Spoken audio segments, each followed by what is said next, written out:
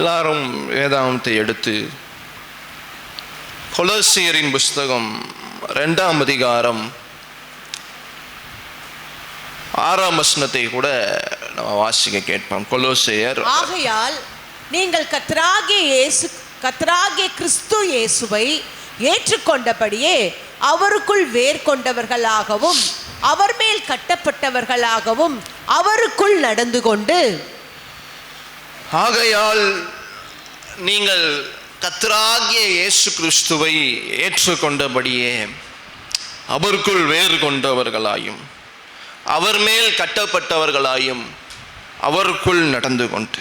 ஒரு விஷயம், கண்களை மூடி ஆண்டவர் நம்மளோடு பேச வேண்டும் என்ற ஒரு சின்ன ஜெபத்தை செய்வோம். தகப்பனே, இந்த காலை வேளையில் இந்த பரிசுத்த ஓய்வு நாளில் ஆண்டவரே நம்முடைய சன்னிதானத்தில் நாங்கள் கூடி வந்திருக்கிறோம். அப்பா ஆண்டவரே, நீர் எங்களோடு பேசுங்க. ஆண்டவரே, மனுஷன் அல்ல, பரலோக தெய்வன் எங்களோடு இடைப்பட வேண்டும், எங்களோடு பேச வேண்டும். உம்முடைய வார்த்தைகளை கொண்டு எங்களோடு இடைப்பட வேண்டும். இதற்காக நாங்கள் ஆண்டவரே ஒரு விஷயம் நம்முடைய சன்னிதானத்தில் நாங்கள் செபிக்கிறோம். தகப்பனே, இந்த வார்த்தைகளை நாங்கள் ஆண்டவரே வெறும் கேட்கிறவர்களாய் மாத்திரமல்ல, எங்கள் வாழ்க்கையில் நாங்கள் அப்பியாசிக்க முயற்சிக்க என் தேவன் தாமே எங்களுக்கு உதவி செய்வீராக. இயேசு கிறிஸ்துவின் ஈடேற்ற திருநாமத்தில் நாங்கள் செபித்து ஜெயம் எடுக்கிறோம் எங்கள் ஜீவனுள்ள நல்ல பிதாவே. ஆமேன், ஆமேன், ஆமேன். ஆண்டவராகிய இயேசு கிறிஸ்துவை இந்த காலை வேளையில் நம்ம எத்தனை பேர் ஏற்றுக்கொண்டிருக்கிறோம்? கரங்களை உயர்த்துவோம் பார்ப்போம்.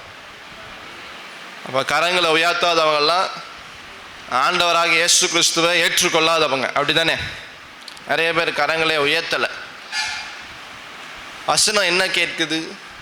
வசனம் என்ன சொல்லுது? நீங்கள் கர்த்தராகிய கிறிஸ்து இயேசுவை ஏற்றுக்கொண்டபடியே.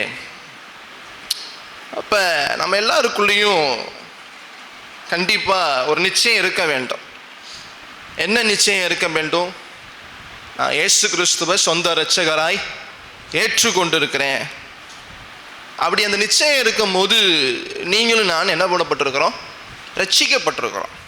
அப்படி நிச்சயம் உங்களுக்குள்ளே இல்லைன்னா நீங்கள் அவங்கள சோதித்து பார்க்கணும்.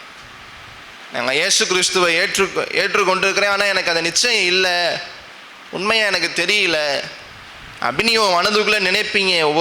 ஒரு சதவீதம் நினைத்தா கூட அதை நீங்கள் உங்கள் தனி அறையில் என்ன பண்ணணும்? உங்களை சோதித்து தான் பார்க்கணும். ஏன்னா உண்மையாய் நம்முடைய பாவங்களை எல்லாம் அறிக்கை செய்து இயேசு தான் மெய்யான தேவன், அவர் தான் எனக்கு நித்திய ஜீவன், அவர் என் பாவங்களுக்காக மன்னித்தார், எனக்காக சிலுவையில் ஏறினார், அவர் எனக்காக மரித்தார், அவர் மீண்டும் உயிரோடு இருக்கிறார். இந்த நிச்சயம் உங்களுக்கும் எனக்கும் இருக்கும்போது நம்ம இயேசு கிறிஸ்துவை என்ன பண்ணுகிறோம்? நம்முடைய வாழ்க்கையில் சொந்த இரட்சகராக ஏற்றுக்கொள்ளுகிறோம். இதே சுவிசேஷத்தை தான் நம்ம என்ன பண்ணுறோம்? மற்ற ஜனங்களுக்கும் சொல்கிறோம். மற்ற ஜனங்களுக்கும் இதே சுவிசேஷத்தை நம்ம என்ன பண்ணுறோம்? மற்றவங்களுக்கு சொல்கிறோம். மற்ற ஜனங்கள், இந்த உலகத்தின் ஜனங்கள் இந்த சுவிசேஷத்தை அவங்க ஏற்றுக்கொள்ளும் போது அவங்களும் ஆண்டவருடைய பிள்ளைகளாய் மாறுகிறாங்க. அல்லேலூயா. அப்போ ஆண்டவருடைய வார்த்தைகள், வசனங்கள், சுவிசேஷம் நமக்கு தெளிவாய் தெரிகிறது. அப்போ இங்கே அப்போஸ்தலனாகிய பவுல் கொலோசை சபைக்கு அவர் பேசும்போது ஒரு காரியத்தை சொல்கிறாரு. நீங்கள் கிறிஸ்து இயேசுவை ஏற்றுக்கொண்டபடியே, நம்ம எல்லாரும் ஏற்றுக்கொண்டபடியே ஒரு 3 காரியங்களை நம்ம செய்ய வேண்டும் சொல்கிறார். என்ன காரியங்கள் என்று பார்க்கும்போது, முதலாவது காரியம், அவருக்குள் வேர் கொண்டவர்களாய், டீப்லி ரூட்டட், அவருக்குள்ள வேர் கொண்டவர்களாய். 2வது காரியம், அவர் மேல் கட்டப்பட்டவர்களாய், பில்ட் இன் ஹிம், கிறிஸ்துவுக்குள்ள கட்டப்பட்டவர்களாய். 3வது காரியம், அவருக்குள் நடந்து கொண்டு. அல்லேலூயா. இந்த 3 காரியத்தையும் அப்போஸ்தலனாகிய பவுல் இங்கே கொலோசை சபைக்கு ஞாபகப்படுத்துகிறார். நீங்கள் ஆண்டவராகிய இயேசு கிறிஸ்துவை ஏற்றுக்கொண்டிருக்கிறீங்க, அவர் தான் உங்கள் வாழ்க்கையின் சொந்த இரட்சகராக இருக்கிறார், அவர் மேலே தான் நீங்கள் நம்பிக்கை வைத்திருக்கிறீங்க. அப்படி இயேசு கிறிஸ்துவை நீங்கள் ஏற்றுக்கொண்டபடியே உங்கள் வாழ்க்கையில் இந்த 3 காரியங்களும் நீங்கள் செய்கிறீங்களா அப்படின்னு கொலோசிய சபையை பார்த்து அப்போஸ்தலனாகிய பவுல் கேட்குறார். நீங்கள் கிறிஸ்துவுக்குள்ளே வேறு கொண்டு இருக்கிறீங்களா? கிறிஸ்துவ மேலே கட்டப்பட்டிருக்கிறீங்களா? அவருக்குள்ளே நடந்து கொண்டு இருக்கிறீங்களா அப்படின்னு இங்கே அப்போஸ்தலனாகிய பவுல் கேட்கிறார், இந்த கொலோசே சபைக்கு யார் பாஸ்டர், யார் இந்த கொலோசே சபையை வழி நடத்திட்டு வர்றா அப்படின்னு பார்க்கும்போது 1ஆம் அதிகாரம் 7ஆம் வசனத்தில் கூட வாசிங்க. எங்களுக்கு பிரியமான உடன் வேலையாலும் உங்களுக்காக கிறிஸ்துவின் உண்மையான ஊழியக்காரனுமாய் இருக்கிற எப்பாப்ராவினிடத்தில் நீங்கள் கற்று அறிந்திருக்கிறீர்களே. அல்லேலூயா. இந்த சபையின் போதகர் எப்பாப்ரா நிறைய இடங்கள்ல வருகிறார். பிலிப்பியர் புஸ்தகத்தில் வருகிறார், கொலோசியில் வருகிறார். அப்போஸ்தலனாகிய பவுலோடு பல இடங்கள்ல ஊழியம் செய்திருந்தாலும் அவர் இந்த கொலோசே பட்டணத்திற்கு அவர் போதகராய் இருக்கிறார். இந்த ஜனங்களுக்கு, கொலோசே பட்டணத்தின் ஜனங்களுக்கு அதிகமாய் கர்த்தருடைய சுவிசேஷத்தை, கர்த்தருடைய உண்மையான ஊழியத்தை அவர் தொடர்ச்சியாய் செய்து வருகிறார். அப்போஸ்தலனாகிய பவுலும் அதை அங்கீகரித்து சொல்லுகிறார். அவர் மூலமாய் நீங்கள் என்ன பண்ணியிருக்கிறீங்க, இந்த சுவிசேஷத்தை, இந்த காரியங்களை, ஆண்டவரை பற்றின காரியங்களை எல்லாம் நீங்கள் என்ன பண்ணப்பட்டிருக்கீங்க, அவர் மூலமாய் நீங்கள் கற்றுக்கொண்டிருக்கிறீங்க. அல்லேலூயா. அப்போஸ்தலனாகிய பவுலுமே இந்த சபையை குறித்து ரொம்ப சந்தோஷப்படுறார். 3ஆம் வசனத்தை கூட வாசிங்க. கிறிஸ்து இயேசுவின் மேலுள்ள உங்கள் விசுவாசத்தையும் பரிசுத்தவான்கள் எல்லார் மேலும் உள்ள உங்கள் அன்பையும் குறித்து நான் கேள்விப்பட்டு, கிறிஸ்து இயேசுவுக்கு மேல வச்சிருக்கிற அவங்க விசுவாசம், அதே போல பரிசுத்தவான்கள் மேல அவங்க வைத்திருக்கிறதான அன்பு எல்லாத்தையும் கேள்விப்பட்டு கர்த்தரை ஸ்தோத்திரிக்கிறேன் என்று சொல்றார். அதை திருப்பி இன்னொரு முறை அடுத்த அதிகாரம் 5ஆம் வசனத்தில் வாசிக்கும் போது திருப்பி சொல்றார். 5ஆம் வசனம் வாசிங்க. ஆவியின்படி உங்களுடனே கூட இருந்து உங்கள் ஒழுங்கையும் கிறிஸ்துவின் மேலுள்ள உங்கள் விசுவாசத்தின் உறுதியையும் பார்த்து சந்தோஷப்படுகிறேன். அல்லேலூயா. தொடர்ச்சியாய் ஒரு சபையை அவ்வளோ சீக்கிரமா அப்போஸ்தலனாகிய பவுல் என்ன பண்றது கிடையாது, பாராட்டுவது கிடையாது. அதிகமாய் அந்த சபையின் உள்ள என்னென்ன தவறுகள் நடக்குது, அந்த விசுவாசிகள் என்னென்ன தவறு செய்கிறாங்க, எப்படிப்பட்ட ஒரு மாயைக்குள்ளே கிடக்கிறாங்க, இல்லை எந்தெந்த காரியங்கள்லாம் அவங்க திருந்தி கொள்ளணும் அப்படின்னு சொல்லி தான் பொதுவாகவே நிருபங்கள் இருக்கும். அப்போ அவர் ஊழியம் செய்துட்டு வந்துட்டு அந்த ஊழியத்தின் பின் தொடர்ச்சியாக அந்த ஜனங்களுக்கு நிருபங்களை எழுதுவது உண்டு. அதே போல் இங்கே கொலோசிய சபைக்கு அவர் நிருபங்களை எழுதும்போது அவர் பாராட்டி எழுதுகிறார். உங்களுடைய விசுவாசம், உங்களுடைய உறுதி, இது எல்லாத்தையும் பார்த்து நான் என்ன பண்ணுகிறேன், சந்தோஷப்படுகிறேன். நீங்கள் பரிசுத்தவான்கள் மேலே வைத்திருக்கிற அன்பெல்லாம் குறித்து நான் என்ன பண்ணுறேன், ஆண்டவரை ஸ்தோத்தரிக்கிறேன், சந்தோஷப்படுகிறேன். ஒரு நல்ல சபையாய் இந்த கொலோசே பட்டணம் இருக்கிறதை நம்ம பார்க்க முடிகிறது. அப்படிப்பட்ட கொலோசிய சபைக்கு தான் இங்கே அப்போஸ்தலனாகிய பவுல் 6ஆம் வசனத்தை சொல்கிறாரு, நீங்கள் இயேசு கிறிஸ்துவை ஏற்றுக்கொண்டிருக்கிறீங்களா, அவருக்குள்ளே நீங்கள் வாழ்ந்து கொண்டிருக்கிறீங்களா, உங்கள் விசுவாசத்தை குறித்து நான் சந்தோஷப்படுறேன். ஆனால் அதே சமயம் நீங்கள் அவருக்குள்ளே வேறு கொண்டவர்களாய், கட்டப்பட்டவர்களாய் நீங்கள் நடந்து கொள்ள வேண்டும். அல்லேலூயா. இதில் ஒரு காரியம் தொடர்ச்சியாய் அவர் வலியுறுத்தி வருகிற ஒரே ஒரு காரியம் இந்த கொலோசிய புஸ்தகத்தில் நம்ம பார்க்கும்போது, அவருக்குள், கிறிஸ்துவுக்குள், இயேசு கிறிஸ்துவுக்குள் என்கிறதான வார்த்தையை தொடர்ச்சியாய் அவர் சொல்லிக்கொண்டே இருக்கிறார். வாசிங்க 1ஆம் அதிகாரம் 14ஆம் வசனத்தை கூட வாசிங்க. குமாரனாகிய அவருக்குள் அவருடைய இரத்தத்தினாலே பாவ மன்னிப்பாகிய மீட்பு நமக்கு உண்டாயிருக்கிறது. அல்லேலூயா. ஆண்டவர் ஆகிய இயேசு கிறிஸ்துவுக்குள், குமாரனுக்குள், அவருக்குள் நமக்கு என்ன உண்டாயிருக்கிறது, பாவ மன்னிப்பின் மீட்பு உண்டாயிருக்கிறது. 16ஆம் வசனத்தை வாசிங்க. ஏனென்றால் அவருக்குள் சகலமும் சிருஷ்டிக்கப்பட்டது, அவருக்குள் சகலமும் சிருஷ்டிக்கப்பட்டிருக்கிறது. பரலோகத்தில் உள்ளவைகளும் பூலோகத்தில் உள்ளவைகளும் ஆகிய காணப்படுகிறவைகளும் காணப்படாதவைகளுமான சகல வஸ்துக்களும், சிங்காசனங்களானாலும் கர்த்தத்துவங்களானாலும் துரைத்தனங்களானாலும் அதிகாரங்களானாலும் சகலமும் அவரை கொண்டு அவருக்கென்றும் சிருஷ்டிக்கப்பட்டது. அல்லேலூயா. ஆண்டவர் ஆகிய இயேசு கிறிஸ்துவுக்குள்ளாக சகலமும் சிருஷ்டிக்கப்பட்டிருக்கிறது. அவருக்குள் சகலமும் சிருஷ்டிக்கப்பட்டிருக்கிறது. 17ஆம் வசனத்தை வாசிங்க. அவர் எல்லாவற்றிற்கும் முந்தினவர், எல்லாம் அவருக்குள் நிலை நிற்கிறது. அவருக்குள் நிலைத்திருக்கிறது, நிலை நிற்கிறது. அவருக்குள்ளதான் சகல காரியங்களும் நிலைத்திருக்கிறது. He is above all things. 19ஆம் வசனம் வாசிங்க. சகல பரிபூரணமும் அவருக்குள்ளே வாசமாயிருக்கவும். பாருங்க, அடுத்த காரியம் சொல்றாரு, அவருக்குள்ள சகல பரிபூர்ணம் இருக்கிறது. தொடர்ச்சியாய் சொல்லிக்கொண்டே அவருக்குள், கிறிஸ்துவுக்குள்ள நமக்கு பாவ மன்னிப்பு, கிறிஸ்துவுக்கு தான் எல்லாத்துக்கும் மேலானவராய் இருக்கிறார். கிறிஸ்து தான் சகலத்தை சிருஷ்டிக்கிறவராய் இருக்கிறார். கிறிஸ்துவுக்குள்ள சகல பரிபூர்ணமும் இருக்கிறது. சகல பரிபூர்ணம்னா ஃபுல்னஸ். அவரை போல பரிசுத்தவர் யாரும் கிடையாது. அவரை போல குறையில் யாரும் சொல்ல முடியாது. ஆண்டவராக இயேசு கிறிஸ்துவர் ஃபுல்னஸ், பரிபூர்ணம். அவர் சகல பரிபூர்ணமும் அவருக்குள்ளே வாசமாக இருக்கிறது. 2 அதிகாரம் 3 வசனத்தை வாசிங்க. 2 அதிகாரம் 3 வசனம். அவருக்குள் ஞானம், அறிவு என்பவைகளாகிய பொக்கிஷங்கள் எல்லாம் அடங்கி இருக்கிறது. கிறிஸ்துவுக்குள்ளதான் ஞானம், அறிவு என்கிற பொக்கிஷங்கள். அல்லேலூயா. பாருங்க, தொடர்ச்சியாய் இந்த நிருபத்தில் ஒரு காரியத்தை அப்போஸ்தலனாகிய பவுல் சொல்லிக்கொண்டே இருக்கிறார். கிறிஸ்துவுக்குள், இயேசு கிறிஸ்துவுக்குள், குமாரனுக்குள், அவருக்குள், எல்லாரையும் ஆண்டவராக இயேசு கிறிஸ்துவை தான் குறிக்குது. இப்ப ஞானம், அறிவு என்பவைகளின் பொக்கிஷம் எல்லாம் கிறிஸ்துவுக்குள்ள தான் இருக்கு. யாராவது ஞானம் வேணும், நமக்கு அறிவு வேணும் இந்த உலகத்தில் வாழ்வதற்குனா அது ஆண்டவராக இயேசு கிறிஸ்துவுக்குள்ள தான் இருக்கு. 6 வசனத்தை வாசிங்க.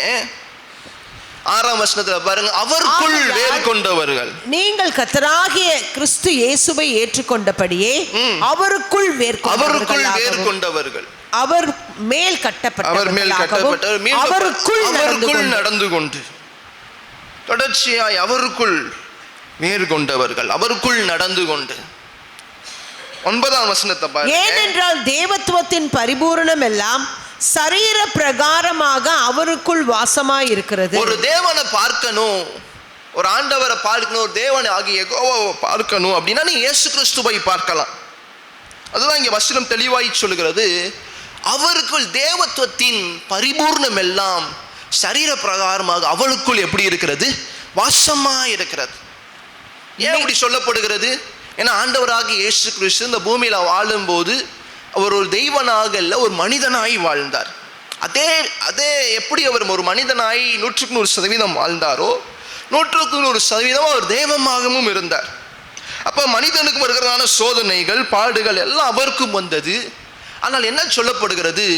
அது எல்லாத்தின் நிமித்தமும் எல்லாம் நடந்தாலும் அவருக்குள் பரிபூர்ணம் இருந்தது. அவருக்குள் தேவத்துவத்தின் பரிபூர்ணம் அவருக்குள்ளாக வாசமாய் இருந்தது. அல்லேலூயா. அப்ப அவருக்குள் 10 வசனத்தை வாசிங்க. மேலும் சகல துரைத்தனங்களுக்கும் அதிகாரங்களுக்கும் தலைவராய் இருக்கிற அவருக்குள் நீங்கள் பரிபூர்ணம் உள்ளவர்களாய் எல்லா துரைத்தனங்கள், எல்லா அதிகாரங்கள், எல்லா ஆளுகை எல்லாம் அவருக்குள்ளதான் இருக்கிறது. அல்லேலூயா.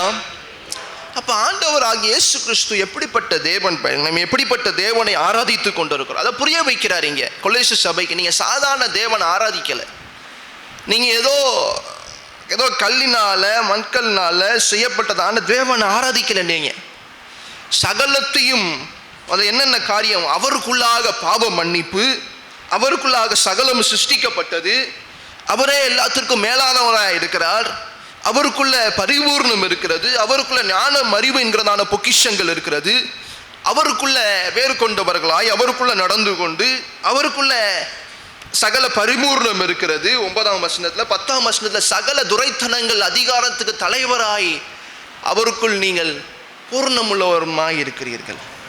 அல்லேலூயா. அப்ப பாருங்க, தொடர்ச்சியாய் அப்போஸ்தலனாகிய பவுல் சொல்லக்கூடிய காரியம், நீங்க உங்க வாழ்க்கையை வாழணும், உங்க வாழ்க்கையை நீங்க தொடர்ச்சியாய் வாழணும் அப்படின்னா நீங்க என்ன பண்ணணும்? அவருக்குள்ள வாழ வேண்டும். அல்லேலூயா. ஆங்கில வேதாகமத்தில் இந்த கொலோசியர் 2 அதிகாரம் 6 வசனம் ரொம்ப தெளிவாய் போடப்பட்டிருக்கிறது. அது ஆங்கில வேதாகமத்தில் இருந்த அந்த வார்த்தைகளையும் நீங்க போடுங்க.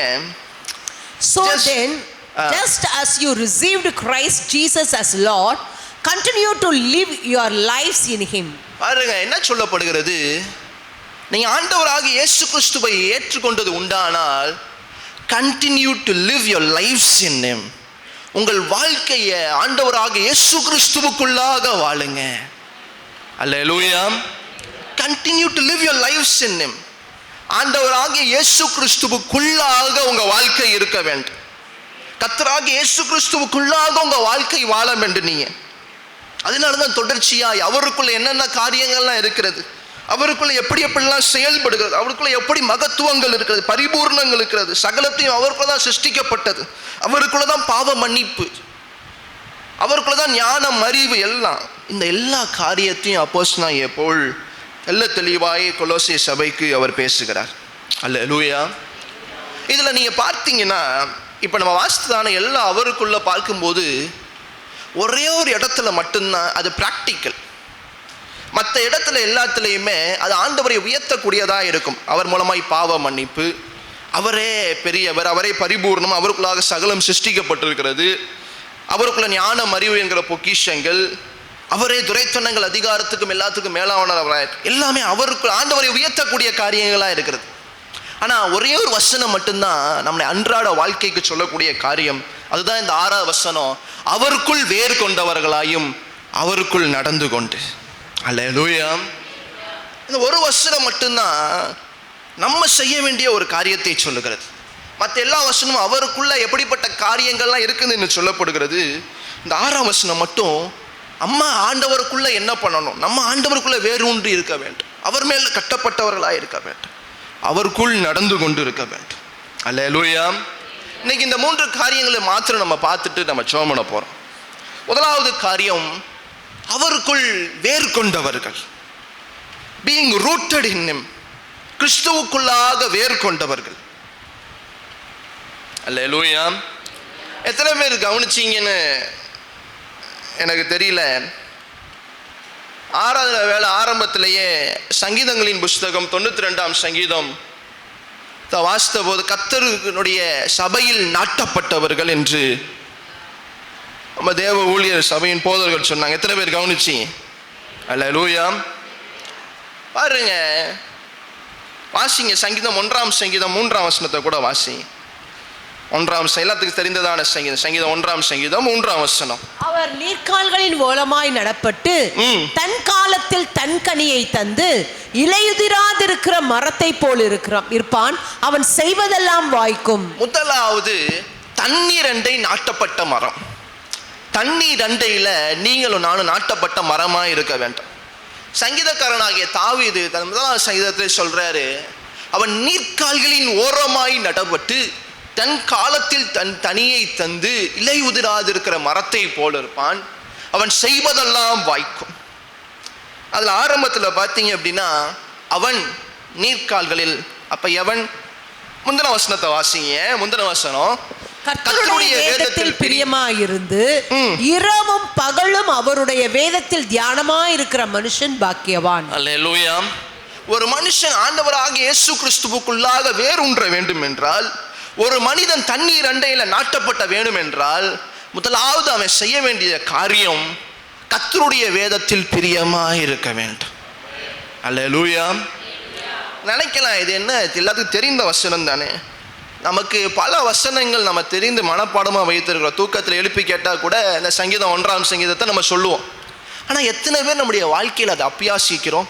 எத்தனை பேருக்கு இந்த வேதத்தை குறித்தான பிரியம் நமக்கு இருக்கிறது? பாருங்க, வசனம் என்ன சொல்லுது, நீங்க தண்ணீர் அண்டையில நாட்டப்படணும், உங்க வேர் தண்ணீர் அண்டையில இருக்க வேண்டும் என்று சொன்னால், முதலாவது நீங்க செய்ய வேண்டிய காரியம் வேதத்தின் மேல பிரியமாய் இருக்க வேண்டும். அடுத்து பாருங்க, இரவும் பகலும் அவருடைய வேதத்தில் தியானமாய் இருக்கிற மனுஷன் பாக்கியவான். அல்லேலூயா. அப்ப அடுத்த வசனம் பாருங்க, அவன் நீர்க்கால்களின் ஓரமாய் நடப்பட்டு தன் காலத்தில் தன் கனியை தருவான். யார் யார் வேதத்தை பிரியமா இருக்கிறாங்களோ, யார் யார் இரவும் பகலும் அதில் தியானமா இருக்கிறாங்களோ, அவங்க மாத்திரமே அவங்க வேர் மட்டுமே கிறிஸ்துவுக்குள்ளாக வேரூன்றி இருக்கும். அல்லேலூயா. அப்ப கிறிஸ்துவுக்குள்ள வேரூன்றுவதுனா என்ன? கிறிஸ்துவுக்குள்ள நாட்டப்பட்டவர்களாய் வேரூன்றி இருப்பதுனா என்ன அர்த்தம்? முதலாவது காரியம், நம்ம தண்ணீர் அண்டையில நாட்டப்படணும். தண்ணீர் அண்டையில நாட்டப்பட வேண்டும் என்றால் நமக்கு அவருடைய பிரமாணங்கள், முக்கியமாக அவருடைய வேதத்தின் மேல பிரியமா இருக்க வேண்டும். இரவும் பகலும் அவருடைய வேதத்தின் மேல நம்ம தியானமா இருக்க வேண்டும். எரேமியாவின் புஸ்தகம் 17ஆம் அதிகாரம் 8ஆம் வசனத்தை கூட வாசிப்போம். எரேமியாவின் புஸ்தகம் 17ஆம் அதிகாரம் 8ஆம் வசனம். அவன் தண்ணீர் அண்டையிலே நாட்டப்பட்டதும் கால்வாய் ஓரமாய் தன் வேர்களை விடுகிறதும் உஷ்ணம் வருகிறதை காணாமல் இலை பச்சையா இருக்கிறதும் மழை தாழ்ச்சியான வருஷத்திலும் வருத்தமின்றி தப்பாமல் கனி கொடுக்கிறவனுமான மரத்தை போல் இருப்பான். பாருங்க, அவன் தண்ணீர் அண்டையில் நாட்டப்பட்டதும் கால்வாய் ஓரமாய் தன் வேர்களை விடுகிறதும். பாருங்க, எப்பயுமே ஒரு மரம் தண்ணீர் அண்டையில நாட்டப்படும் போது அது அதிக கனிகளை கொடுக்கும். அது பாருங்க, உஷ்ணம் வருகிறத காணாதான். மழை தாழ்ச்சியான வருஷங்கள்ல, மழை வறட்சியான நாட்களிலும் கூட அது கனிகளை கொடுக்கும். யார் அப்படி கனிகளை கொடுப்பான்? இதுக்கு முந்தின வசனத்தை வாசிங்க. கர்த்தர் மேல் நம்பிக்கை வைத்து கர்த்தரை தன் நம்பிக்கையாக கொண்டிருக்கிற மனுஷன் பாக்கியவான். அல்லேலூயா. முதலாவது காரியம் சொன்னேன், உங்க வேர் தண்ணீர் அண்டையில நாட்டப்பட்டு இருக்க வேண்டும் என்று சொன்னால் கர்த்தருடைய வேதத்தின் மேல பிரியமா இருக்க வேண்டும், அதுல தியானமா இருக்க வேண்டும் சொன்னேன்.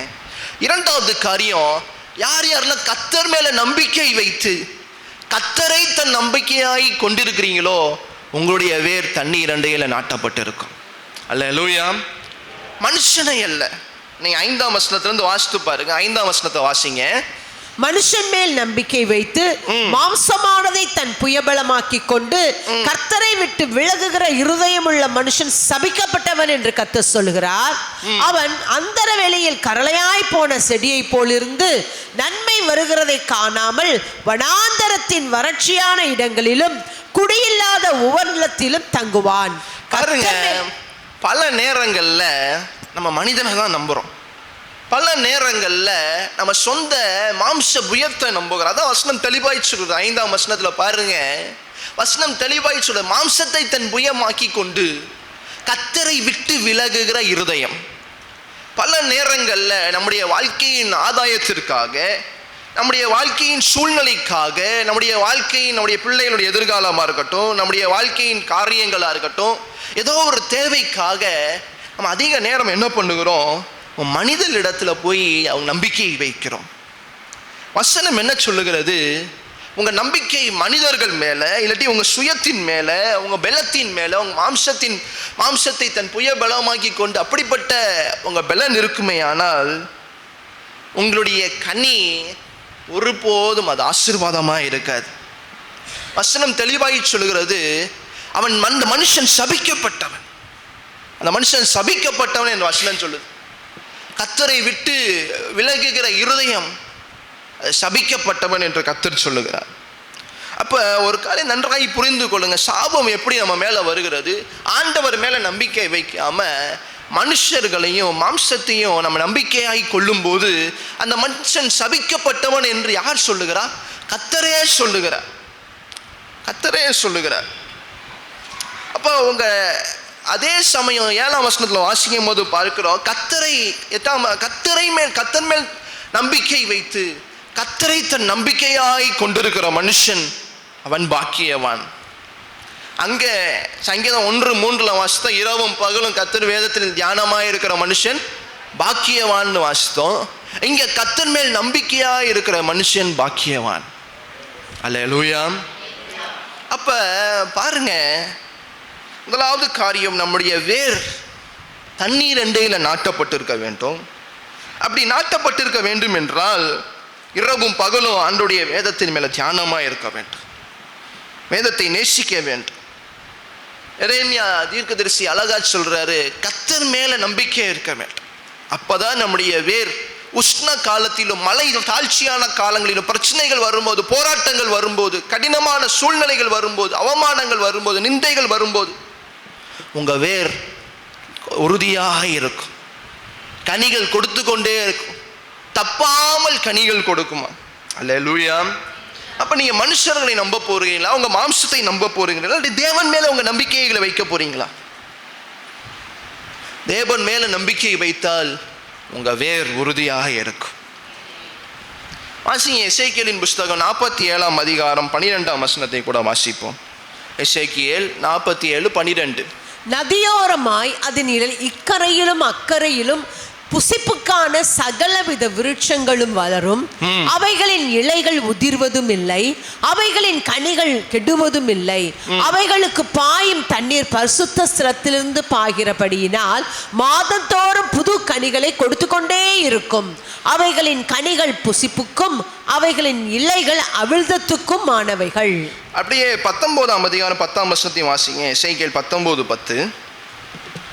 எசேக்கியேல் 19ஆம் அதிகாரம் 10ஆம். இதனுடைய நீ அமெரிக்கையோடு இருக்கையில் உன் தாய் தண்ணீர் ஓரமாய் நடப்பட்டதும் மிகுதியான நீர்ப்பாய்ச்சலால் கனிதருகிறதும் தலைக்கிறதுமான திராட்சை செடியாய் இருந்தாள். மூன்றாவது காரியம், நீங்க தண்ணீர் அண்டையில நாட்டப்பட வேண்டும் என்றால் ஆண்டவருடைய சமூகத்துல அமெரிக்கையோடு இருக்க வேண்டும். அல்லேலூயா. பாருங்க, ஒரு மனிதன் வேர் ஊன்றலைன்னா, ஒரு யோசித்து பாருங்க, ஒரு மனிதன் ஒரு ஒரு ஒரு மரம் வேர் ஊன்றலைன்னா அந்த மரம் நிலைத்திருக்க முடியுமா? இல்லை அந்த மரம் ஜீவனை கொடுக்க முடியுமா? அந்த மரத்துக்குள்ளதான் ஜீவன் இருக்குமா? அந்த மரத்துக்கு ஜீவன் எதுலேருந்து வருகிறது? அந்த வேர்களிலிருந்து தான் வருகிறது. அப்ப ஒரு மரத்துக்கே வேர் ஊன்றி, அதான் ஆண்டவர் ஆசீர்வதிக்கும் போதெல்லாம் பார்த்துருக்கீங்களா? வாஸ்து பாருங்க நீங்க. ஓசியா புஸ்தகம் 14ஆம் அதிகாரம் 5ஆம் வசனம். ஆண்டவர் ஆசீர்வதிக்கும் போதெல்லாம் இப்படிதான் நான் இஸ்ரவேலுக்கு பனியை போல இருப்பேன், அவன் லீலி புஷ்பங்களை போல மலருவான், லீபனோனை போல வேரூன்றி நிற்பான். ஏன் லீபனோன் ஆண்டவர் சொல்றாரு? லீபனோனின் மரங்கள் ஒவ்வொன்றும் அவ்வளோ பெரிய மரங்களா இருக்கும். அந்த மரங்களின் வேற அவ்வளோ சீக்கிரமா யாரும் என்ன பண்ண முடியாது, வெட்ட முடியாது. அவ்வளோ சீக்கிரமாய் அந்த மரத்தை நீங்க பிடுங்கி போட முடியாது. ஏன்னா அந்த மரத்தின் வேர் பல தூரங்களுக்கு அது பாய்ந்து செல்லும், வேரூன்றி இருக்கும். ஆண்டவர் ஆசீர்வதிக்கும் போதெல்லாம் அப்படிதான் ஆசீர்வதிப்பார். சங்கீதம் 92 நம்ம வாசிக்கிறோம்ல, லீபனோன்ல கேதுரு மரத்தை போல இருப்பான் என்று வாசிக்கிறோம். 92:12 வாசிக்கிறோம். அப்ப லீபனோனின் மரங்கள் பயங்கர வேரூன்றி இருக்கும். கர்த்தரின் ஆசீர்வாதங்களே அப்படிதான். அப்ப ஆண்டவர் என்ன எதிர்பார்க்கிறார்? எப்படி ஒரு மரம் அதிகமாய் வேரூன்றாமல் அதனால ஜீவிக்க முடியாதோ, அதனால வாழ முடியாதோ, அதே மாதிரி இயேசு கிறிஸ்துவுக்குள்ளாக ஒரு மனிதன் வேரூன்றவில்லை என்றால் அவனால் ஜீவிக்க முடியாது, அவனுடைய வாழ்க்கையை ஜீவிக்க முடியாது. வாழ்க்கையை ஜீவிக்க முடியாதுன்னா நீங்கள் வாழ்ந்து கொண்டு தான் இருப்பீங்க, ஆனால் உங்களுக்குள்ளாக ஒரு செத்த வாழ்க்கையை வாழ்ந்து கொண்டிருப்பீங்க. உங்கள் மாம்சம் மட்டும் வாழ்ந்து கொண்டிருக்கும், உங்கள் ஆவியோ மரித்த சூழ்நிலைக்குள்ளாக காணப்படும். ஒரு மரத்துக்கே இப்படின்னா, ஒரு மரத்துக்கே வேர் அவ்வளோ முக்கியமானால் நம்முடைய வாழ்க்கையில் அது ரொம்பவே முக்கியம். ஏன்னா மரத்தின் வேரில் தான் ஜீவன் இருக்கிறது. இதை யோபு புஸ்தகத்தில் ரொம்ப அழகாக போடப்பட்டிருக்குது. யோபு புஸ்தகத்தில் 8ஆம் அதிகாரம் 17ஆம் வசனத்தை கூட வாசிங்க. யோபு 8:17 வாசிங்க. அதன் வேர் கற்குவியலில் சிக்கி கற்பாறையை நாடும். இது யாருடைய வார்த்தைகள் அப்படின்னு பார்த்தா யோபுனுடைய நண்பர்களுடைய வார்த்தைகள். யோபுனுடைய நண்பர்கள் என்ன சொல்றாங்க? அதன் வேர்கள்லாம் என்ன ஆகும்? சிக்குண்டு போயிடும். 18ஆம் அதிகாரம் 16ஆம் வசனத்தையும் வாசிங்க. 18-16. கீழே இருக்கிற அவன் வேர்கள் அழிந்து போகும், மேலே இருக்கிற அவன் கிளைகள் பட்டு போகும். இந்த பில்தாத்துன்னு ஒருத்தர் இருந்தான், 3 நண்பர்கள்ல. இவன் தான் தொடர்ச்சியாய் யோபுவை பார்த்து உன் வேர்கள்லாம் சிக்குண்டு போயிடும். தொடர்ச்சியாக பாருங்க, யோபு 18-16 வாசிக்கும் போது என்ன சொல்றாரு? கீழே இருக்கிற அவன் வேர்கள் எல்லாம் அழிந்து போயிடும். இதெல்லாம் யாரை பார்த்து சொல்றாருன்னா யோபுவை பார்த்து சொல்றாரு. அதுக்கு யோபுவோட பதில்கள் பார்ப்போமா? 14ஆம் அதிகாரம் 8ஆம் வசனத்தை வாசிங்க. 14:8. அதன் வேர் தரையிலே பழையதாகி அதன் அடிக்கட்டை மண்ணிலே செத்தாலும் தண்ணீரின் வாசனையினால் அது துளிர்த்து இளம் மரம் போல கிளைவிடும். யோபு பதில் சொல்றாரு, ஏன் இது செத்தாலும் அதன் வேர்கள் தரையில பழுதாகி போனாலும் 9ஆம் வசனத்துல வாசிக்கும் போது தண்ணீரின் வாசனையினால் அது துளிர்த்து இளம் மரம் போல் அது கிளைவிடும். 29-19 பாருங்க. 29-19 என் வேர் தண்ணீர்களின் ஓரமாய் படர்ந்தது, என் கிளையின் மேல் பனி ரா முழுவதும் தங்கி இருந்தது. அல்லேலூயா. இது என்ன சொல்லப்படுது இங்க பாருங்க. பில்தாத் அவனுடைய நண்பன், உன்னுடைய ஜீவன் போய்விட்டது, உன்னுடைய வேர்கள் சிக்குண்டு விட்டது, அவனுடைய ஜீவனை வேர்களுக்கு ஒப்பிடுறார். அவன் வேர்கள் அழுகி நாசமாகி போய்விட்டது. ஆனால் அதுக்கு பதிலும் இங்கே யோபு சொல்கிறாரு, வேர்களை வைத்து சொல்கிறாரு, என் வேர்கள் பழுதாகி போனாலும் தண்ணீரின் வாசனைக்கே அது மீண்டும் துளிர்க்கும். அதே போல் என் வேர்கள் தண்ணீரின் ஓரமாய் படர்ந்து என் கிளைகள் மேலே பண்ணி முழுவதும் தங்கி இருக்கிறது, நான் ஒருபோதும் என்னுடைய ஜீவன் போகாது என்று சொல்கிறார். அப்போ வேறு ஜீவனை குறிக்கிறது. கிறிஸ்துவுக்குள்ளாக உங்கள் ஜீவன் இருக்க வேண்டும் என்றால் நீங்கள் வேறொன்று இருக்க வேண்டும். ஜீவன் இருக்கிறது வேறில், வாழ்க்கைக்கு சொல்லப்படுது. யோபுக்கு அது வாழ்க்கையோடு இணைக்கப்பட்டு சொல்லப்படுகிறது. முதலாவது சொன்ன தண்ணீர் அண்டையில் நாட்டப்பட வேண்டும். தண்ணீர் அண்டையில் நீ நாட்டப்பட வேண்டும் என்றால் கர்த்தருடைய வேதத்தில் இரவும் பகலும் தியானமாக இருக்க வேண்டும். கர்த்தர் மேல தன் நம்பிக்கையாய் கொண்டிருக்கிற மனுஷன் பாக்கியவான். மூன்றாவது காரியம், நீங்க அமெரிக்கையோட அவருடைய சமூகத்தில் அமர்ந்திருக்க வேண்டும். அப்போ உங்க வேர் தண்ணீர் அண்டையில் நாட்டப்பட்டதாய் கனிகள் கொடுக்கிறதாய் வறட்சியின் காலத்திலும் நீங்க பயப்படாம இருப்பீங்க. அடுத்த காரியம், உங்க வேர் எதற்குள்ள நாட்டப்பட்டிருக்க வேண்டும் தெரியுமா? சங்கீதம் 92 சங்கீதம் 13 கூட வாசிங்க. சங்கீதம் 92:12 கூட வாசிங்க. நீதிமான் பண்ணையை போல் செழித்து லீபானோனில் உள்ள 13 வாசிங்க. கர்த்தருடைய ஆலயத்திலே நாட்டப்பட்டவர்கள் எங்கள் தேவனுடைய பிரகாரங்களில் செழித்திருப்பார்கள். அல்லேலூயா. அடுத்த காரியம், நீங்க சபைக்குள்ளாக நீங்க நாட்டப்பட்டு இருக்க வேண்டும். அல்லேலூயா.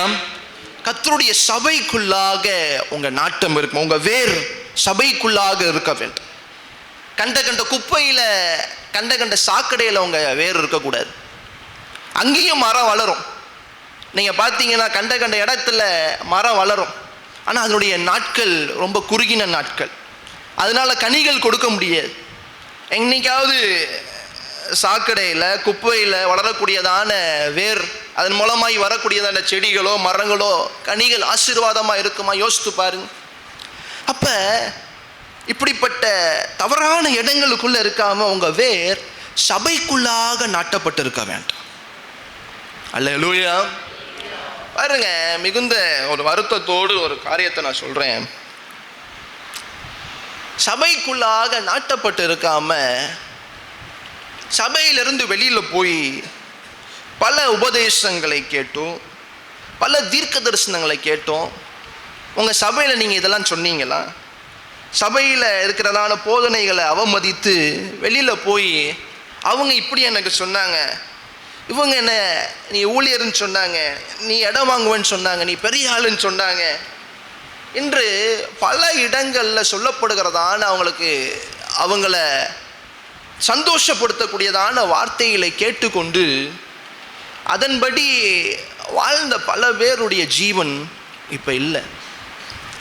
பல பேர் அதை நம்பி அவங்களுடைய ஜீவன் சபையில் நாட்டப்படாமல் இருக்கிறதுனால இப்படி வருகிற செய்திகளை, இப்படி வருகிற தவறான காரியங்களை கேட்டு அதை நம்பி அவங்க வேறு சபைக்குள்ள நாட்டப்பட்டு இல்லாததுனால இன்னைக்கு அவங்க நிலை தடுமாறி போய்விட்டாங்க,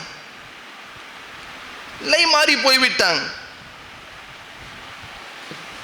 பாருங்க, ஒரு மனிதன் ஆசீர்வதிக்கப்பட வேண்டும் என்றால், ஒரு மனிதன் கனி கொடுக்க வேண்டும் என்றால் அவன் சபைக்குள்ளாக நாட்டப்பட்டிருக்க வேண்டும். நீங்க அடுத்த உபதேசங்களை கேட்கலாம், அடுத்த ஊழியர்கள் சொல்லுகிறதான வேத வசனங்களை நீங்க கேட்கலாம், ஆனால் உங்க வேர் எங்க இருக்க வேண்டும் என்றால் சபைக்குள்ளாக இருக்க வேண்டும். அல்லேலூயா. நீங்க உங்க வேற சபையிலிருந்து புடுங்கிட்டு மற்ற இடங்களுக்கு கொண்டு போகும்போது அங்க உங்களால நிலை நிற்க முடியாது. வசனம் தெளிவாய் ஆண்டவராக இயேசு கிறிஸ்து சொன்னார். மார்க்கு 4:17 லூக்கா 8:13 ஆண்டவர் தெளிவாய் சொன்னார். கற்பாறைகள் மேல நாட்டப்பட்ட விதைகள் அது என்ன ஆகும்? ஒரு சமயத்தில் நல்லாய் வளரும், நன்காதான் வளரும். ஆனா துன்பம் வரும்போது அது என்ன பண்ணப்படும்? அது நிலை நிற்க முடியாமல் அது போய்விடும். வாசிங்க லூக்காவின் சுவிசேஷம் 8:13 கூட வாசிங்க. கற்பாறையில் விதைக்கப்பட்டவர்கள் கேட்கும் போது சந்தோஷத்துடனே வசனத்தை ஏற்றுக்கொள்ளுகிறார்கள். ஆயினும் தங்களுக்குள்ளே வேர் கொள்ளாதபடியினாலே கொஞ்ச காலம் மாத்திரம் விசுவாசித்து சோதனை காலத்தில் பின்வாங்கி போகிறார்கள். பாருங்க, வசனம் என்ன சொல்லுகிறது? சில நேரங்கள்ல இது மாதிரி வசனங்களை சொல்லும் போது நம்ம கேட்டுக்கொள்கிறோம், அதை விசுவாசிக்கிறோம். வசனமும் அழகா சொல்லுது, சந்தோஷத்துடனே வசனத்தை என்ன பண்ணாங்க? ஏற்றுக்கொள்கிறாங்க. ஆயினும் தங்களுக்குள்ளே அவர்கள் என்ன பண்ணல? வேர் கொள்ளாதபடியினாலே கொஞ்ச காலம் மாத்திரம் விசுவாசித்து சோதனை காலத்தில் பின்வாங்கி போகிறார்கள். கொஞ்ச காலம் மாத்திரம் நம்ம விசுவாசம் இருக்குமே, ஆனால் நிறைய நேரங்களில் செய்திகள் வரும்போது, ஆண்டோடைய வார்த்தைகள் வரும்போது நமக்கே பேசுகிற மாதிரி இருக்கும், நமக்கு ஆறுதலாக இருக்கும், அதை நம்முடைய வாழ்க்கையில் நம்ம கேட்டுக்கொள்வோம். ஆண்டவர் பாருங்க எல்லா காரியத்தையும் எப்படி எழுதி வச்சிருக்கிறார் பாருங்க. ஆனால் கொஞ்ச காலத்திலேயே அந்த விசுவாசத்திலேருந்து நம்ம விலகி சோதனை காலத்தில் நம்ம பின்வாங்கி போகிறோம் என்று வசனம் தெளிவாகி சொல்லுகிறார். அப்போ ஆண்டவர் எதை வலியுறுத்துகிறார் இங்கே?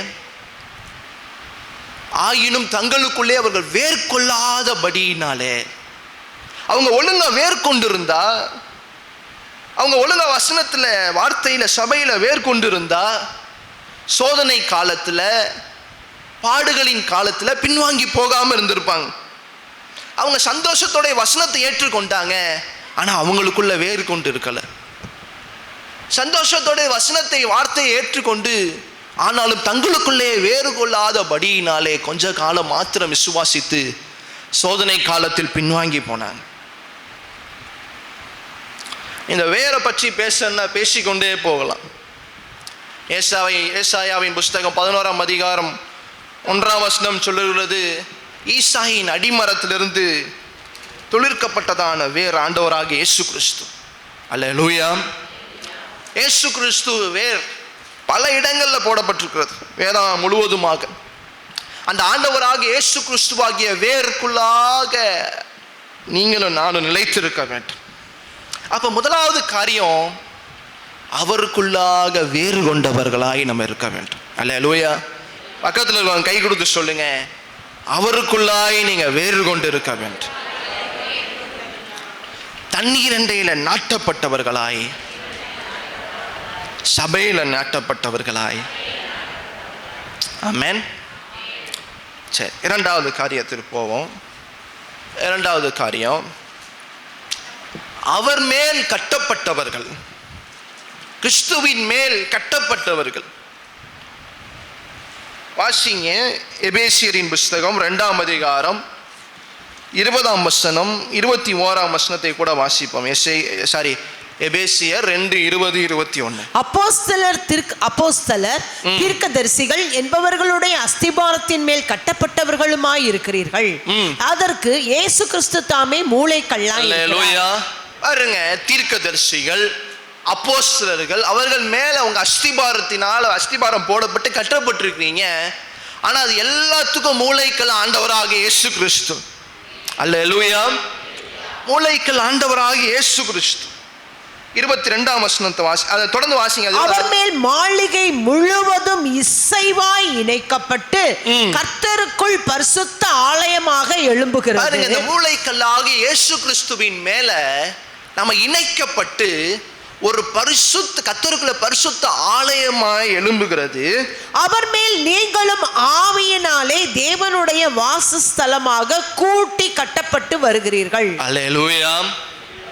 அப்ப வசனம் ரொம்ப தெளிவாய் சொல்லுகிறது, நீங்களும் நானும் ஆண்டவராகிய இயேசு கிறிஸ்துவாகிய மூளைக்கல்லுக்குள்ளாக ஸ்தாபிக்கப்பட்டு கட்டப்பட்டு அவருடைய ஆலயமாய் நாம் இருக்கிறோம். அல்லேலூயா. எத்தனை பேர் இந்த காலையில் விசுவாசிக்கிறீங்க? அப்ப பாருங்க, ஆண்டவர் வாசம் பண்ணுகிற, அவருடைய ஆவி வாசம் பண்ணுகிற இடமாய் நாம் இருக்கிறோம். கொரிந்து சபைக்கு எழுதும்போது அப்போஸ்தலனாகிய பவுல் அழகாக ஒரு காரியத்தை தெளிவுபடுத்துகிறார். கொரிந்தியரின் புஸ்தகம் 3ஆம் அதிகாரம், தேங்க்யூ ஜீசஸ். 1 கொரிந்தியரின் புஸ்தகம் 3ஆம் அதிகாரம் 10ஆம் வசனம் நினைக்கிறேன். எனக்கு அளிக்கப்பட்ட தேவ கிருபையின்படியே புத்தியுள்ள சிற்பாசாரியை போல அஸ்திபாரம் போட்டேன். வேறொருவன் அதன் மேல் கட்டுகிறான். அவனவன் தான் அதன் மேல் இன்ன விதமாய் கட்டுகிறான் என்று பார்க்க கடவன். போடப்பட்டிருக்கிற அஸ்திபாரமாகி இயேசு கிறிஸ்துவை அல்லாமல் வேறே அஸ்திபாரத்தை போட ஒருவனாலும் கூடாது. சரி, நம்ம ஒரு வீடு கட்டுறோம், நம்ம ஒரு கட்டிடத்தை கட்டுறோம் அப்படின்னா அதற்கு முக்கியமான ஒரு காரியம் அஸ்திபாரம். அதுலேயும் இப்போ நம்ம வீடு கட்டும்போது பார்த்து பார்த்து கட்டுறோம். கம்பி என்ன கம்பி போடணும், மண் என்ன மண் வேணும், சிமெண்ட் என்ன வேணும், என்ன எல்லாத்தையும் பார்த்து பார்த்து அந்த வீடு ஸ்திரமாக இருப்பதற்கு, அந்த வீடு உறுதியாக இருப்பதற்கு நம்ம கட்டுறோம். அதே போல் இங்கே சிற்ப ஆசாரியாக அப்போஸ்தலனாகிய பவுல் நான் பேசுகிறேன்னு சொல்கிறாரு. என்ன சொல்கிறாரு? இயேசு கிறிஸ்துவை அல்லாமல் வேற அஸ்திபாரம் போட ஒருவனாலும் கூடாது. அப்போ 10ஆம் வசனத்தை வாசிக்கும் போது நீங்கள் எதை வச்சு கட்டுறீங்க, என்ன விதமாய் நீங்கள் கட்டுறீங்க என்று பார்க்க கடவன். உங்கள் கட்டிடம் எப்படி நீங்கள் கட்டுறீங்க என்று நீங்கள் சோதித்து அறிய வேண்டும். இயேசு கிறிஸ்துவுக்குள்ளாக தான் நீங்கள் கட்டப்பட்டிருக்கிறீங்களா, அவர் மேலே நீங்கள் கட்டப்பட்டிருக்கிறீங்களா, எப்படிப்பட்ட பொருட்களை வைத்து நீங்கள் கட்டுறீங்க என்பதை அவன் என்ன பண்ண கடவன், அதில் பார்க்க கடவன். ஒரு சிற்ப ஆசாரியா சொல்றார். இன்னொன்று தெரியுமா? அப்போஸ்தலனாகிய பவுல் ஒரு கூடாரம் போடுறவர். அப்போஸ்தலனாகிய பவுல் ஒரு கூடாரம் போடுறவர். அவருடைய தொழில் அதுதான் அவர் வேலை செய்துட்டு வந்த வேலை. அப்போ அந்த கூடாரம் போடனாலும் எல்லாத்துக்குமே ஒரு அஸ்திபாரம் தேவை. அவர் தெளிவாக சொல்றார், ஒரு சிற்ப ஆசாரியா நான் சொல்றேன், என்ன விதத்தில் நீங்க கட்டுறீங்க, எப்படி கட்டுறீங்க? தொடர்ச்சியா வாசி. ஒருவன் அந்த அஸ்திபாரத்தின் மேல் பொன், வெள்ளி, விலையேற பெற்ற கல், மரம், புல், வைக்கோல் ஆகிய இவைகளை கட்டினால் அவனவனுடைய வெளிப்பாடு வெளியாகும். பாருங்க, இதுல நிறைய காரியங்களை சொல்றார். ஒரு 6 காரியத்தை சொல்றார். பொன், அடுத்து வெள்ளி, விலையேற பெற்ற கல், இது 3ஐயும் தனியா ஒதுக்கிடுங்க.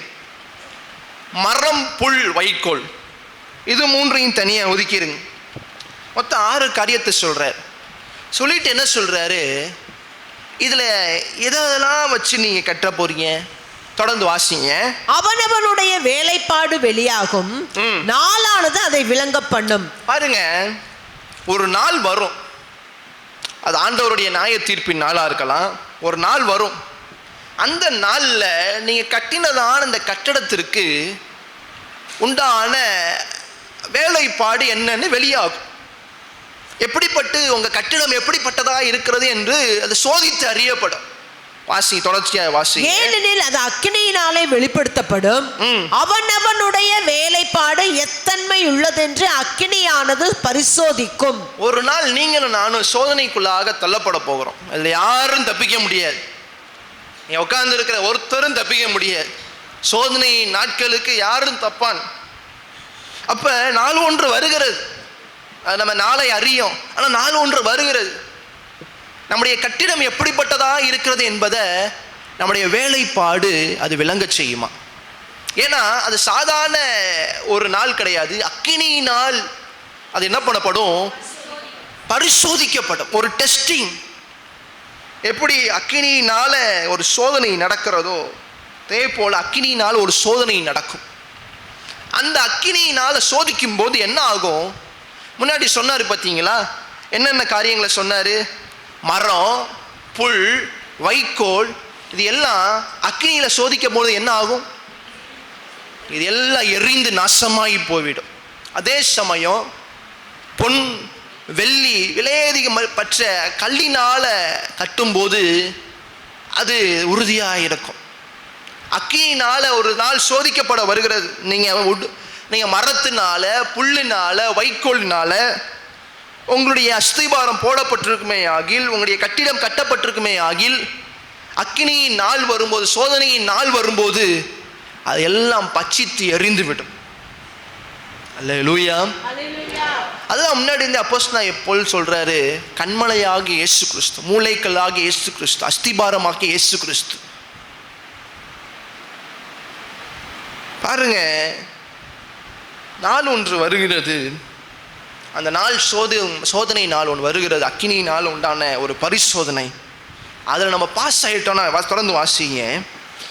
அது அக்கினியினாலே வெளிப்படுத்தப்படும், அவனவனுடைய வேலைப்பாடு எத்தன்மை உள்ளதென்று அக்கினியானது பரிசோதிக்கும். அதன் மேல் ஒருவன் கட்டினது நிலைத்தால் அவன் கூலியை பெறுவான், ஒருவன் கட்டினது வெந்து போனால் அவன் நஷ்டம் அடைவான், அவனோ ரட்சிக்கப்படுவான், அதுவும் அக்கினியில் அகப்பட்டு தப்பினது போல் இருக்கும். அல்லேலூயா. பாருங்க, வசனம் தெளிவாய் சொல்லுகிறது, ஒருவன் இந்த மரத்தினால வைக்கோலினால இப்படிப்பட்ட பொருட்களை வைத்து கற்றவன் நாளானது வரும்போது அது பட்சித்து எல்லாத்தையும் அக்கினியினால அது தப்பித்து ஒரு நாள் தப்பித்து போகாது. ஆனால் அதில் தப்பிக்கிற மனுஷனும் அவன் அதுக்குண்டான ஆசீர்வாதங்களை என்ன பண்ணுகிறான்? 14ஆம் வசனத்தில் வாசிக்கிறோம், அதற்குண்டான கூலியை அவன் என்ன பண்ணுகிறான்? பெறுவான். அல்லேலூயா. ஆண்டவராக இயேசு கிறிஸ்துவும் சொன்னார், 2 பேர் வீடு கட்டுறாங்க மத்திய 7ஆம் அதிகாரத்தில். ஒருத்தன் மணல் மேலே கட்டுறான், இன்னொருத்தன் பாறை மேலே கட்டுறான். ஆண்டவர் சொன்னார், பாறை மேலே கட்டுற மனுஷன் எப்படிப்பட்ட மனுஷனா இருக்கிறான்னா, என் வார்த்தைகளை கேட்டு அதை கேட்டு அதன்படி செய்கிற மனுஷனா இருக்கிறான். மத்திய 7:24 27 வரைக்கும் வாசிக்கும் போது, நான் சொன்ன வார்த்தைகளை கேட்டு அவைகளின்படி செய்கிறவன் எவனோ, வார்த்தைகளை கேட்கிறவர்களை மாத்திரமல்ல வார்த்தைகளை செய்கிறவங்க கண்மலையின் மேல கட்டப்பட்ட வீடுகளாக இருப்பீங்க. அல்லேலூயா. உங்க அஸ்திபாரம் கிறிஸ்துவுக்குள்ளாக கட்டப்பட்ட ஆண்டவர் அந்த ஓமையை தெள்ள தெளிவாய் சொல்லுகிறார். வார்த்தைகளை கேட்டு அதன்படி செய்கிறவங்க, வார்த்தைகளை கேட்டுட்டு இந்த காதில் வாங்கி இந்த காதில் விட்டுட்டு போகிறவங்க கிடையாது. பல நேரங்களில் பாருங்க, ஆராதனைக்கே வரோம், இதில் பல பேர் இந்த வார்த்தைகளை கேட்கிறோமா அப்படின்னா அது சந்தேகம்தான். உங்கள் சிந்தைகள் வேங்கையா இருக்கலாம், பல பேர் தூங்கி கொண்டு இருப்பீங்க. இப்படிப்பட்ட சூழ்நிலையில் ஆண்டவர் என்ன சொல்கிறாரு? உங்கள் அஸ்திபாரம் ஸ்திரமாக இருக்க வேண்டும் என்றால், கண்மணி மேலே உங்கள் வீடு கட்டப்பட வேண்டும் என்றால் இந்த வார்த்தைகளை கேளுங்க. மலை பிரசங்கத்தின் இறுதியில் சொல்கிறார், 3 நாள் பேசிட்டு சொல்கிறார், இந்த வார்த்தைகளை கேளுங்க, அதன்படி செய்ய ஆரம்பிங்க, உங்கள் வாழ்க்கை கிறிஸ்துவுக்குள்ளாக கட்டப்பட்ட ஒரு வீடாக இருக்கும். அதே சமயம் இந்த வார்த்தைகளின் கேட்டு அதன்படி நடக்கவில்லை என்றால் மலைகள் வரும், பிரச்சனைகள் வரும், சோதனைகள் வரும், புயல் காற்று வீசும். அந்த புயல் காற்றிலே அடித்து போகப்படுகிற வீடாய் அது காணப்படும். எல்லாமே ஆண்டவர் முடிவு நம்ம கையில் கொடுத்துட்டார். ஆதாமேவல் நாட்கள்ல இருந்தே முடிவு ஆண்டவர் என்ன பண்ணிட்டார்? மனுஷனுடைய கைகளுக்குள்ளாக கொடுத்துட்டார். ஆண்டவர் முடிவு அவர் கையில் கொடுத்திருந்தா பாவமே வந்திருக்கிறார், பழத்தை சாப்பிட்டுருக்க மாட்டாங்க. ஆண்டவர் தான் முடிவு எடுக்கணும் நம்முடைய வாழ்க்கையில் அப்படின்னு பார்த்துருந்தா பாவமே வந்திருக்கிறார் இந்த உலகத்துக்குள்ள. ஆனால் ஆண்டவர் நமக்கு என்ன பண்ணிட்டாரு? ஒரு ஃப்ரீ வில், நம்ம முடிவு எடுக்கலாம். நல்லது எது, தீமை எது, நன்மை எது, தீமை உள்ள விருட்சம் எது, நம்ம முடிவு எடுக்கலாம்.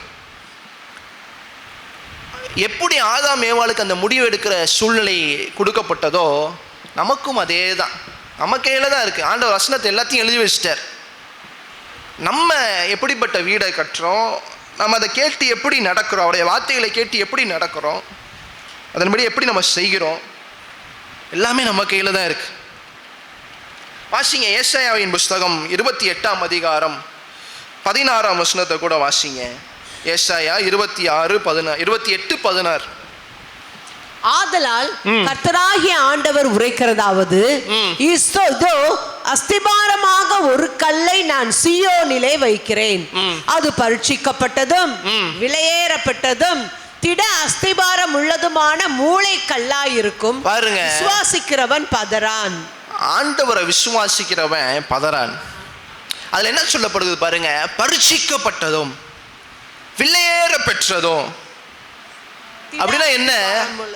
இந்த ஆண்டவராகிய இயேசு கிறிஸ்து பல முறை பரீட்சிக்க பார்க்கப்பட்டார், பல முறை அவர் சோதிக்கப்பட்டார். அவர் விலை மதிக்க முடியாத ஒரு காரியம், திட அஸ்திபாரம், மூளைக்கல். இதன் மேல விசுவாசிக்க வைக்கிறவன் அவன் பதறவே பதறான். அல்லேலூயா. அப்ப இயேசு கிறிஸ்துவின் மேல நீங்க கட்டப்பட வேண்டும் என்றால் நீங்க எப்படி கட்டுறீங்க? நீங்க எந்தெந்த பொருட்களை யூஸ் பண்றீங்க?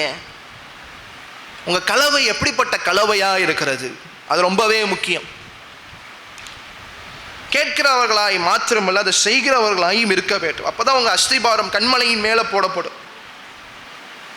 இன்னும் தெளிவாய் சொல்கிறது, மூளைக்கல்லாக இயேசு கிறிஸ்துவின் மேலே கட்டப்படுகிறோம்.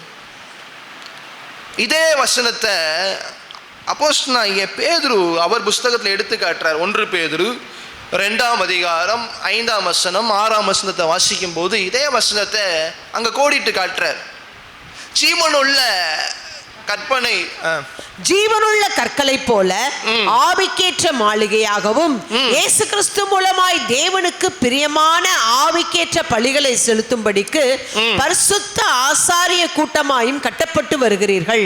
அந்தபடியே இதோ தெரிந்து கொள்ளப்பட்டதும் விலையேற பெற்றதுமாயிருக்கிற மூளைக்கல்லை சீயோனிலே வைக்கிறேன், அதன் மேல் விசுவாசமாயிருக்கிறவன் வெட்கப்படுவதில்லை என்று வேதத்தில் சொல்லி இருக்கிறது. அல்லேலூயா. நம்ம ஏசாயால விசுவாசிக்கிறவன் பதறான் என்று நம்ம வாசித்ததான அதே பகுதியை இங்கே அப்போஸ்தலனாகிய பேதுரு சொல்கிறேன் 2:6. அது 5ஆம் வசனத்தில் பாருங்க. 5ஆம் வசனத்தில் ரொம்ப தெளிவாய் சொல்கிறது, ஜீவனுள்ள, அதாவது ஆவிக்கேற்ற மாளிகையாகவும் இயேசு கிறிஸ்து மூலமாய் தேவனுக்கு பிரியமான ஆவிக்கேற்ற பலிகளை செலுத்தும்படியாக பரிசுத்த ஆசாரிய கூட்டமும் ஆயும் நீங்கள் கட்டப்பட்டு வருகிறீங்க. அல்லேலூயா. இந்த உலகத்தில் நம்ம வாழ்கிற வாழ்க்கை, இந்த கட்டுமானத்தை நம்ம கட்டிக்கொண்டே இருக்கணும்.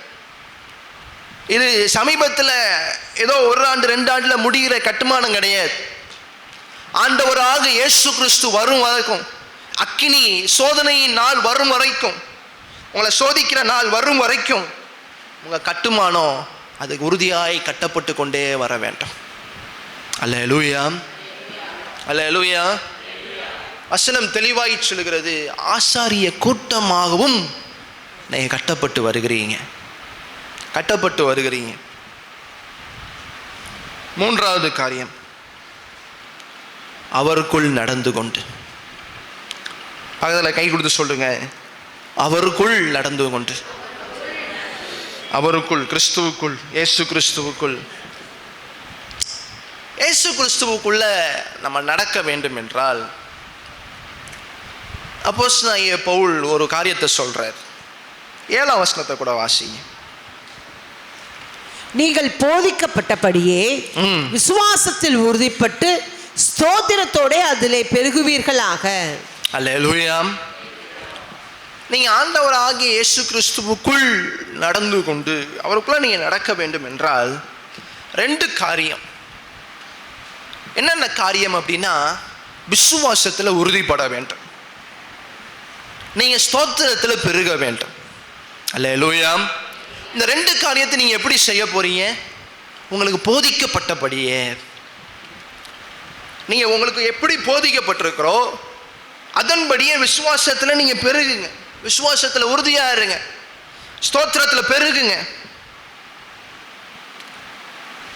நான் முன்னாடியே சொன்னேன், இந்த சபைக்கு எப்பாப்ராத் போதகராக இருக்கிறார். அப்புறம் தொடர்ச்சியாய் இந்த சபைக்கு வசனங்களை வார்த்தைகளை பேசிக்கொண்டே வருகிறார் என்று சொன்னேன். அதை குறித்து அப்போஸ்தலனாகிய பவுலும் சந்தோஷப்படுறார். என்ன சொல்றாரு? உங்களுக்கு போதிக்கப்பட்டபடியே உங்களுக்கு என்னென்ன சொன்னது காரியங்களோ அதை நீங்கள் பிடித்து கொண்டு நீங்கள் நடக்கணும், விசுவாசத்தில் உறுதியாக நடக்கணும், ஸ்தோத்திரத்தோடு அதில் நீங்கள் பெருகணும். இந்த 2 காரியத்தையும் அவர் தெளிவாகி சொல்லுகிறார். உங்கள் விசுவாசம் பெரியது என்று 1ஆம் அதிகாரம் 3ஆம் வசனம், உங்கள் விசுவாசத்தை குறித்து நான் மேன்மை பாராட்டுறேன் என்று சொல்லி, ஸ்தோத்தரிக்கிறேன் என்று சொல்லி 1, 3, 2, 5 எல்லாத்துலேயும் வாசித்தோம். 1:23 கூட வாசிங்க. 1:23. அந்த சுவிசேஷம் வானத்தின் கீழ் இருக்கிற சகல சிருஷ்டிகளுக்கும் பிரசங்கிக்கப்பட்டு வருகிறது. 1:22 வாசிங்க. நீங்கள் கேட்ட சுவிசேஷத்தினால் உண்டாகும் நம்பிக்கையை விட்டு அசையாமல் ஸ்திரமாயும் உறுதியாயும் விசுவாசத்திலே நிலைத்திருப்பீர்களானால் அப்படியாகும். அல்லேலூயா. ஆண்டவர் அதாவது அப்போஸ்தலனாகிய பவுல் மூலமாய் பேசுகிற காரியம், நீங்கள் என்னென்னலாம் கற்றுக்கொண்டீங்கன்னா, நீங்கள் என்னென்னலாம் போதிக்கப்பட்டீங்க? விசுவாசத்தில் நீங்கள் நிலைத்திருக்க வேண்டும், விசுவாசத்தில் நீங்கள் உறுதியாக இருக்க வேண்டும் என்று நீங்கள் கற்றுக்கொண்டீங்க.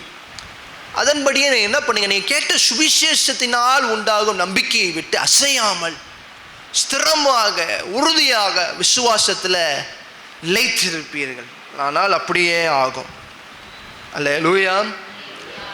ஆண்டவர் தொடர்ச்சியாக அவருடைய சத்தியங்கள் எல்லாம் அவர் மேலே பற்றுகிற நம்பிக்கையை குறித்தும் அவர் மேலே பற்றுகிறதான விசுவாசத்தை குறித்தும் தொடர்ச்சியாக நமக்கு சொல்லப்படுகிறது. அல்லேலூயா. அதே 2ஆம் அதிகாரம் 12ஆம் வசனத்தையும் கூட வாசிங்க. 2:12. ஞானஸ்நானத்திலே அவரோடு கூட அடக்கம் பண்ணப்பட்டவர்களாகவும் அதிலே அவரை மரித்தோர்ந்து எழுப்பின தேவனுடைய செயலின் மேலுள்ள விசுவாசத்தினாலே அவரோடே கூட எழுந்தவர்களாகவும் இருக்கிறீர்கள். அல்லேலூயா. ஞானஸ்தானத்தின் மூலமாக உங்களுக்கு போதிக்கப்பட்ட சத்தியங்கள், உனக்கு என்ன போதிக்கப்பட்டது? உங்களுக்கு விசுவாசம் போதிக்கப்பட்டதா? உங்களுக்கு என்ன போதிக்கப்பட்டது? அதன் மேலே நீங்கள் எப்படி இருங்க? உறுதியாக இருங்க. ஞானஸ்தானத்தினாலே அவரோடே கூட அடக்கம் பண்ணப்பட்டவர்களாகவும் அதிலே அவரை மரித்தோரிலிருந்து எழுப்பின தேவனுடைய செய்யின் மேலுள்ள விசுவாசத்தினாலே அவரோடே கூட எழுந்திருக்கிறவர்களாயும் இருக்கிறீர்கள். விசுவாசத்தில் உறுதியாக இருக்க வேண்டும். ஞானஸ்தானம் நம்முடைய விசுவாசத்தை உறுதிப்படுத்துகிறது. அல்லேலூயா. அவரை மரித்தோரிலிருந்து எழும்பின தேவனுடைய செய்கையின் மேலுள்ள விசுவாசம், அந்த உயிர்த்தெழுந்த வல்லமையின் விசுவாசம். அல்லேலூயா. அடுத்த ஒரு காரியத்தை சொல்றாரு. 1ஆம் அதிகாரம் 10ஆம் வசனத்தை வாசிக்கும் போது, 1ஆம் அதிகாரம் 10ஆம் வசனம், சகலவித நற்கிரியைகளுமாகிய கனிகளை தந்து தேவனை அறிகிற அறிவில் விருத்தி அடைந்து கர்த்தருக்கு பிரியமுண்டாக அவருக்கு பாத்திரராய் நடந்து கொள்ளவும். பாருங்க, இப்போ நம்ம அவருக்குள்ளாக நடந்து கொள்கிறத பற்றி தான் நம்ம பார்த்து கொண்டிருக்கிறோம். அவருக்குள்ளாக நடந்து கொண்டிருக்க வேண்டும் என்றால் நீங்கள் விசுவாசத்தில் உறுதியாக இருக்க வேண்டும். நீங்கள் என்ன பண்ண வேண்டும்? தொடர்ந்து ஸ்தோத்திரத்தில் பெருக வேண்டும். இன்னொரு காரியத்தையும் சொல்கிறாரு. என்ன சொல்கிறாரு? சகலவித நற்கிரியைகள் ஆகிய கனிகளை தந்து தேவனை அறிகிற அறிவில் விருத்தி அடைந்து கர்த்தருக்கு பிரியம் உண்டாக அவருக்கு பாத்திரமாய் நடந்து கொள்ளவும். நீங்கள் நடந்து கொள்ளணும். அல்லேலூயா. கர்த்தருக்கு பிரியமான ஒரு வாழ்க்கை. அது எப்படி சொல்ற? அதுலேயும் முன்னாடியே சொல்ற, சகல விதமான நற்கிரியைகளின் கனிகளை தந்து, நற்கிரியைகளின் கனிகளை தர வேண்டும். நம்ம செய்கிற ஒவ்வொரு காரியங்களையும் இந்த உலகம் பார்த்து கொண்டு இருக்கிறது. இந்த உலகம் நம்மளை உற்று நோக்கி பார்க்கிறது. இன்னொன்று சொல்ல போனால், கிறிஸ்தவர்களே தங்களுடைய நற்கிரியைக்கு தான் பேர் போனவங்க. அல்லேலூயா. இன்னைக்கு பல இந்த தேசத்துலையா இருக்கட்டும், உலகத்துலையா இருக்கட்டும், கிறிஸ்தவர்கள் இல்லாட்டி இந்த உலகம் எப்பயும் அழிஞ்சு போயிருக்கும்.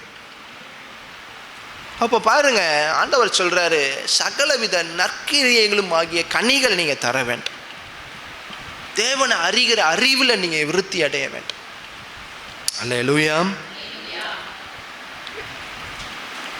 தொடர்ந்து கொலோசியர் 3:16 கூட வாசிங்க. 3:16.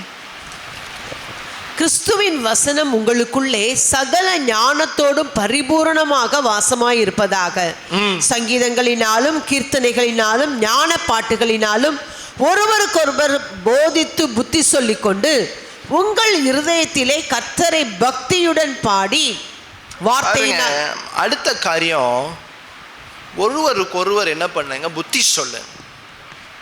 ஒருவருக்கொருவர் எப்படி புத்தி சொல்லுங்க? கிறிஸ்துவின் சகல ஞானத்தும் அறிவு உங்களுக்குள்ள வாசமா இருக்கும்படியாக, அதாவது சங்கீதங்களினாலும் கீர்த்தனைகளினாலும் ஞான பாட்டுகளினாலும் ஒருவருக்கொருவர் புத்தி சொல்லி கொண்டு உங்க இருதயத்தில் கர்த்தரை பக்தியுடன் பாடி. அல்லேலூயா. ஆண்டவரை பக்தியோடு உண்மையோடு ஆராதிக்க வேண்டும். ஆமென்.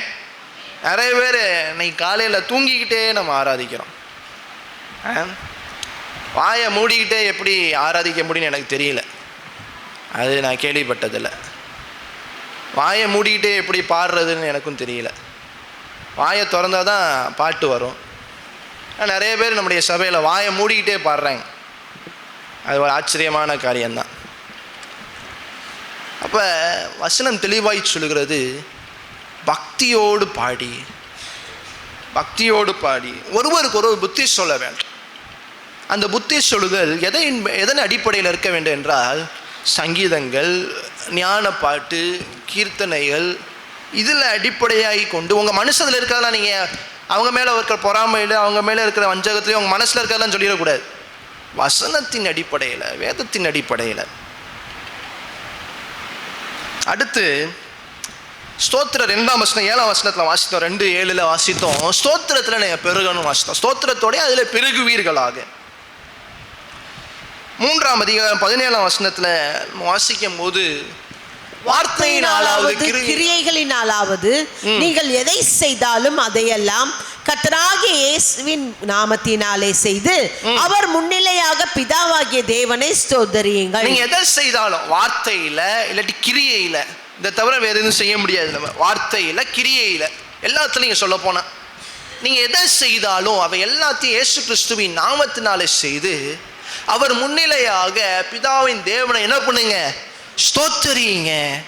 ஸ்தோத்திரத்தில் பெருகன், ஸ்தோத்தரித்து கொண்டே இருக்க வேண்டாம். ஆண்டவர் செய்த நன்மைகளை, ஆண்டவர் செய்த காரியங்களை, உண்மைகள் அவராய் நம்ம ஸ்தோத்தரித்து கொண்டே இருக்கணும். 4:2 வாசிக்கும் போது, 4ஆம் அதிகாரம் 2ஆம் வசனத்தில் வாசிக்கும் போது 4:2 விடாமல் ஜெபம் பண்ணுங்கள், ஸ்தோத்திரத்துடன் ஜெபத்தில் விழித்திருங்கள். ஸ்தோத்திரத்தோடு ஜெபத்தில் விழித்திருக்கணும். அல்லேலூயா. ஸ்தோத்திரத்தோடு ஜெபத்தில். ஆமென். ஸ்தோத்திரத்தில் அதிகமாய் பெருக வேண்டும். இது எல்லாமே எதுக்குள்ளதான் வருது? அவருக்குள் நடந்து கொள்கிறதுல வருகிறது. இந்த 3ஆவது காரியம், அவருக்குள்ள நடந்து கொள்கிறது. எந்தெந்த காரியம்லாம் வருது? போதிக்கப்பட்டபடியே நடக்கணும். எப்படி போதிக்கப்பட்டிருக்கீங்க? விசுவாசத்தில் உறுதியாக இருக்கவும், ஸ்தோத்திரத்தில் பெருகவும் உறுதிப்பட்டிருக்கிறீங்க. அதாவது போதிக்கப்பட்டிருக்கிறீங்க. விசுவாசத்தில் அதிகமாய் பெருக வேண்டும். வாசித்தபடியே 2ஆம் அதிகாரம், அதாவது 1:23, அதே போல் 1ஆம் அதிகாரம் அந்த வசனங்கள்லாம் வாசித்தபடியே நீங்கள் விசுவாசத்தில் உறுதியாகவும் ஸ்திரமாகவும் நம்ம இருக்க வேண்டும் என்று வாசித்தோம். அடுத்து 1:10 வாசிக்கும் போது, நீங்கள் அவரை அறிகிற அறிவில், ஞானத்தில் நம்ம என்ன பண்ண வேண்டும்? நம்ம நடந்து கொள்ள வேண்டும் என்று பார்த்தோம். அடுத்து அவரை துதிக்கிற துதி, முக்கியமாக சொல்ல போனால் பாடுகிற பாடல்கள், கர்த்தரை துதிக்கிற துதி, பக்தியாய் பாடுகிறது, அதில் ஒருவருக்கு ஒருவர் புத்தி சொல்லி இந்த காரியங்களை செய்யணும். அடுத்து ஸ்தோத்திரத்தில் நம்ம பெருக வேண்டும், நன்றி செலுத்த வேண்டும். எல்லாத்துக்காகவும் நம்ம கிரியைகளிலோ வார்த்தைகளோ எதை செய்தாலும் நம்ம என்ன பண்ணணும்? கர்த்தருக்கே நம்ம ஸ்தோத்திரம் செலுத்த வேண்டும். அடுத்து 4ஆம் அதிகாரம் 2ஆம் வசனத்தில் வாசிக்கும் போது வாசித்தோம், இடைவிடாமல் ஜெபம் பண்ணி ஸ்தோத்திரத்தோடே ஜெபத்தில் விழித்திருக்கு. இது எல்லாமே நடந்து கொள்கிறதுல வருகிறது, அவருக்குள்ளே நடந்து கொள்கிறதுல. கடைசியாய் ஒரே ஒரு வசனத்தை வாசித்து ஜெபிக்க போகிறோம். கொலோசியர் 4:5 வாசிங்க. 4:5. புறம்பே இருக்கிறவர்களுக்கு முன்பாக ஞானமாய் நடந்து காலத்தை பிரயோஜனப்படுத்திக் கொள்ளுங்கள். அல்லேலூயா.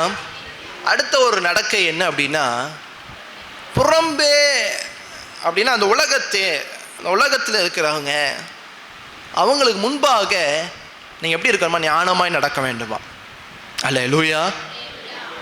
ஞானமாய் நம்ம நடக்க வேண்டும், விசுவாசத்தில் நடக்க வேண்டும், ஸ்தோத்திரத்தில் நடக்க வேண்டும், ஆண்டவரை அறிகிற அறிவில் நடக்க வேண்டும், பக்தியுள்ள பாடல்கள் படி நம்முடைய வாழ்க்கை நடக்க வேண்டும். அடுத்து காலத்தை பிரயோஜனப்படுத்தி கொள்ளணுமா? இங்கே எபேசியரில் ஒரு வாட்டி வாசிப்போம், நம்ம காலத்தை பிரயோஜனப்படுத்திக் கொள், நாட்கள் பொல்லாதவைகளாக இருப்பதால் காலத்தை பிரயோஜனப்படுத்திக் கொள்ளுங்கள். இங்கேயும் காலத்தை பிரயோஜனப்படுத்திக் கொள்ளணுமா? எப்படின்னா, புறம்பே இந்த உலகத்து ஆட்கள், உலகத்து நபர்கள், அவுட்சைடர்ஸ், சபைக்கு வெளியில் இருக்கிறவங்க, ஆண்டவரை தெரியாத ஜனங்கள், அவங்களுக்கு முன்பாக நம்ம ஞானமாய் நடக்க வேண்டும். அது ரொம்பவே அவசியம். அல்லேலூயா. ஞானமாய் நம்ம நடக்க வேண்டும். அவங்களுக்கு முன்பாக நம்ம ஞானமாய் நடந்து காலத்தை நம்ம பிரயோஜனப்படுத்திக் கொள்ளணும். அப்படின்னா என்ன அர்த்தம்? அவங்களோடு இசைந்து வாழ்ந்தால் நம்முடைய காலம் அது பிரயோஜனமாக இருக்காதுன்னு தானே அர்த்தம். வசனம் அப்படி தானே சொல்லுது. புறம்பே இருக்கிறவர்களுக்கு முன்பாக ஞானமாய் நடந்து காலத்தை பிரயோஜனப்படுத்திக் கொள்ளுங்க. அப்போ அவங்களோட இருக்கிற ஐக்கியம், அவங்களோட இருக்கிற உறவு, இது எல்லாத்தையும் கொஞ்சம் தள்ளி வைங்க. உங்கள் காலத்தை பிரயோஜனப்படுத்தி கொள்ளுங்க. சரியாய் ஞானமாக நடந்து கொள்ளுங்க. உலகத்தின் ஜனங்களோட ஞானமாக நடந்து கொள்ளுங்க. தவறான பிணைப்புகளோடு, தவறான இணைப்புகளோடு சேர்ந்து விடாதீங்க. உங்கள் நாட்கள் போய்விடும், உங்கள் காலம் போய்விடும். உங்கள் காலத்தை நீங்கள் பிரயோஜனப்படுத்தணும். உலகத்தின் நபர்களோடு உங்கள் நாட்டு அதிகமாக இருக்க வேண்டாம். புறம்பே இருக்கிறதானவர்களுக்கு அவங்களோடு உங்கள் இசைவு அதிகமாக இருக்க வேண்டாம். ஞானமாக நடந்து கொள்ளுங்க. அல்லேலூயா. கொலோசியர் 2:6 அப்போஸ்தலனாகிய பவுல் சொன்னபடியே, நீங்கள் கர்த்தராகிய இயேசு கிறிஸ்துவை ஏற்றுக்கொண்டபடியே. எத்தனை பேர் இப்போ கேட்குறேன், எத்தனை பேர் ஆண்டவராக இயேசு கிறிஸ்துவை ஏற்றுக்கொண்டு இருக்கிறீங்க? அல்லேலூயா.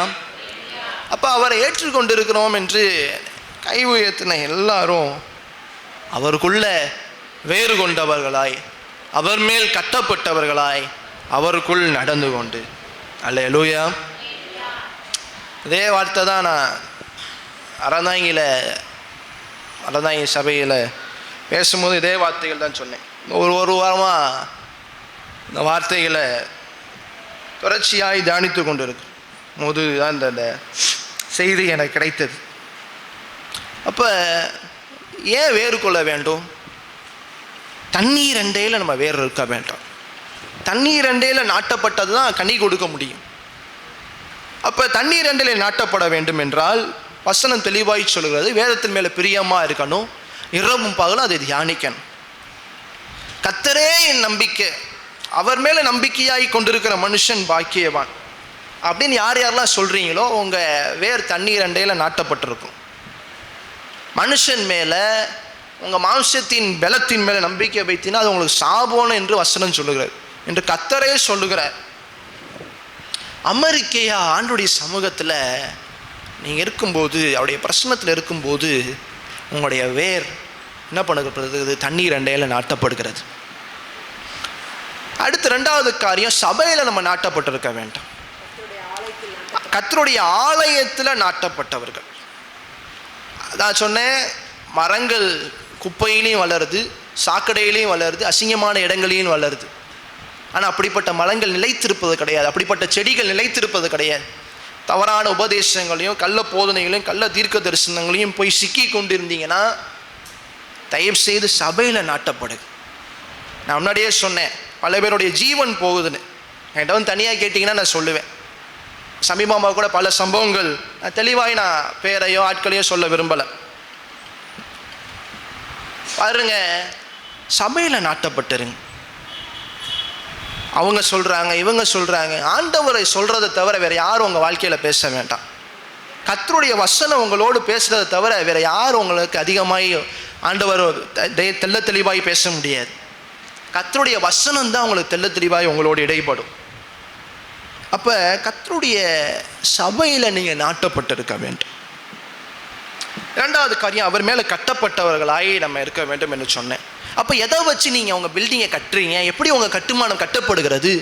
கொரிந்து சபையை பார்த்து அப்போஸ்தலனாகிய பவுல் கேட்குற, மரத்தை வைத்து, வைக்கோலை வைத்து, இப்போ புல்லை வச்சு இப்படி கட்டுறீங்களா உங்கள் கட்டுமானத்தை?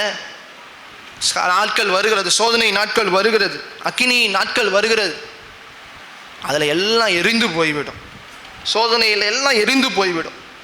யாரெல்லாம் கண்மலையாகிய கிறிஸ்துவின் மேலே கட்டப்படுறாங்களோ, யாரெல்லாம் மூளைக்கல்லாகி இயேசு கிறிஸ்துவின் மேலே கட்டப்படுறாங்களோ, வசனத்தின் கேட்டு அதன்படி செய்கிறவங்க யாரெல்லாம் அவங்க தான் கண்மலையின் மேலே கட்டப்பட்டவர்களாக இருப்பாங்க. அல்லேலூயா. பேதுருல ஏசாயா 28:16 வாசித்தோம். பேதுரு புஸ்தகம் 2ஆம் அதிகாரம் 1 பேதுரு 2:5-6 வாசித்தோம். மாளிகைகளாய் நம்ம எழுப்பப்படுறோமா? கட்டப்பட்டு வருகிறோமா? நம்முடைய வாழ்க்கை வீடை போல, வீடு இதெல்லாம் ஒரு சிறிய காலத்துக்குள்ளாக நம்ம கட்டிடுறோம். ஆனால் நம்முடைய கட்டடம் அது தொடர்ச்சியாக ஆண்டவராக இயேசு கிறிஸ்து வர வரைக்கும் அது கட்டப்பட்டே கொண்டே இருக்க வேண்டுமா? அல்லேலூயா. ஒரு பெரிய ப்ராஜெக்ட். 3வது காரியம், அவருக்குள்ளே நடந்து கொண்டு. எப்படி நம்ம நடக்க போகிறோம்? நம்ம கற்றுக்கொண்டபடியே, நமக்கு போதிக்கப்பட்டபடியே விசுவாசத்தில் உறுதியாய், அவரை அறிகிற அறிவில், அடுத்து ஸ்தோத்திரத்தில் அவர் பக்தியுள்ள பாடல்களில் காலத்தை பிரயோஜனப்படுத்தி கொண்டு வெளியில் உலகத்தில் இருக்கிறவங்க அவங்க மத்தியில் ஞானமாய் நடந்து கொண்டு நம்ம வாழணும். அல்லேலூயா. ஆண்டவராக இயேசு கிறிஸ்துவை ஏற்றுக்கொண்டது உண்டானால் இந்த காரியங்கள் எல்லாம் நம்முடைய வாழ்க்கையில் இருக்க வேண்டும். எல்லாம் எழும்பி நிற்போமா? எல்லாம் எழும்பி நிற்போம். தகப்பனே, இந்த காலை வேலைக்காக உமக்கு நாங்கள் கோடான கோடி நன்றி செலுத்துகிறோம். உம்மை நாங்கள் துதிக்கிறோம், உம்மை நாங்கள் ஸ்தோத்தரிக்கிறோம். அப்பா, இந்த காலை வேளையில் நீர் எங்களோடு இடைபடுகிறதற்காக, எங்களோடு நீர் பேசினதற்காக நன்றி செலுத்துகிறோம். தகப்பனே, நாங்கள் கிறிஸ்துவாக இயேசு கிறிஸ்துவை ஏற்றுக்கொண்டது உண்டானால் அவருக்குள் வேறு கொண்டவர்களாய், அவர் மேல் கட்டப்பட்டவர்களாய், அவருக்குள் நடந்து கொண்டு ஆண்டவரே, எங்களுடைய ஒவ்வொருத்தருடைய ஜீவியம் அப்படி இருக்கும். ஒரே 2 நிமிடம் எல்லாரும் சத்தத்தை உயர்த்தி சொல்லுவோமா? ஆண்டவரே, உங்களுக்குள்ள நாங்கள் வாழணும்.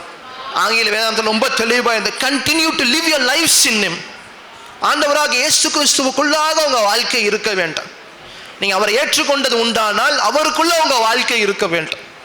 அப்போ அவருக்குள்ள வேறு கொண்டு இருக்க வேண்டும். அவருக்குள்ள அஸ்திபாரம் போடப்பட்ட மூளைகளாக இயேசு கிறிஸ்துவுக்குள்ளாக நீங்கள் கட்டப்பட்டவர்களாய், மாளிகைகளாய் நீங்கள் கட்டப்பட்டு கொண்டு இருக்கிறீங்க. அவருக்குள்ள நீங்க நடந்து கொள்ள வேண்டும். தொடர்ச்சியா ஜெபிப்போம், ஒரு விஷயம் ஜெபிப்போம், அறிக்கையிட்டு ஜெபிப்போம். Thank you Jesus, thank you Jesus, thank you Jesus. தகப்பனே, எங்களை தண்ணீர் அண்டையில நாட்டப்பட்ட வெளிச்சங்களாக, தண்ணீர் அண்டையில தகப்பனே சபையில நாட்டப்பட்டவர்களாக, ஆண்டவரே கண்ட இடத்திலையும் இல்லப்பா, ஆண்டவரே சபையில நாட்டப்பட்டவங்க, ஆண்டவரே தவறான உபதேசங்களிலோ தவறான இடங்களிலோ எங்களை வளர்ச்சி இருக்கக்கூடாது. உங்கள ஆண்டவரே எங்க சபையில, உங்க திருச்சபையில எங்க வளர்ச்சி இருக்க வேண்டும். Thank you Jesus, thank you Jesus, thank you Jesus. தகப்பனே, இந்த காலை வேளையில் ஆண்டவரை எங்களோடு இடைப்பட்டதற்காக, வசனங்களை வார்த்தைகளை கொண்டு எங்களோடு நீ பேசினதற்காக உமக்கு நாங்கள் கோடான கோடி நன்றி செலுத்துகிறோம். அப்பா, ஆண்டவரே, நம்முடைய நாமம் மாத்திரம் மகிமைப்படுவதாக. ஆண்டவரே, எங்களுடைய வாழ்க்கையில் இந்த வசனங்களை கேட்கிறவர்களாய் மாத்திரமல்ல, அதன்படி செய்கிறவர்களாய் ஆண்டவரே எங்களை மாற்றுவீராக. தகப்பனே, நீரே ஆசீர்வதித்து மேன்மைப்படுத்துவீராகப்பா. உங்களுடைய கரங்களுக்குள்ளாக, உங்களுடைய ஆளுகைக்குள்ளாக ஆண்டவரே முழுமையுமாய் நாங்கள் தாழ்த்தி அர்ப்பணித்து செபிக்கிறோம். உங்களுடைய நாமம் மாத்திரம் மகிமைப்படுவதாக. மீட்பெறும் இயேசு கிறிஸ்துவின் ஈடேற்ற நாமத்தினால ஆண்டவரே முற்றிலுமாய் நாங்கள் தாழ்த்தி அர்ப்பணித்து செபிக்கிறோம் எங்கள் ஜீவனுள்ள நல்ல பிதாவே. ஆமென், ஆமென். தலைகளை தாழ்த்தும். கர்த்தருனை ஆசீர்வதித்து உன்னை காக்க கடவர். கர்த்தர் தம்முடைய முகத்தை உன்மேல் பிரகாசிக்க பண்ணி உன்மேல் கிருபையாக இருக்க கடவர். கர்த்தர் தம்முடைய முகத்தை உன்மேல் பிரசன்னமாக்கி உனக்கு சமாதானம் கட்டளையிட கடவுது என்பதே. ஆமென், ஆமென். என் ஆத்துமாவே கர்த்தரை ஸ்தோத்திரி, என் முழு உலமே அவருடைய பரிசுத்த நாமத்தை ஸ்தோத்திரி. என் ஆத்துமாவே கர்த்தரை ஸ்தோத்திரி, கர்த்தர் செய்த சகல உபகாரங்களை மறவாதே. ஆமென், ஆமென்.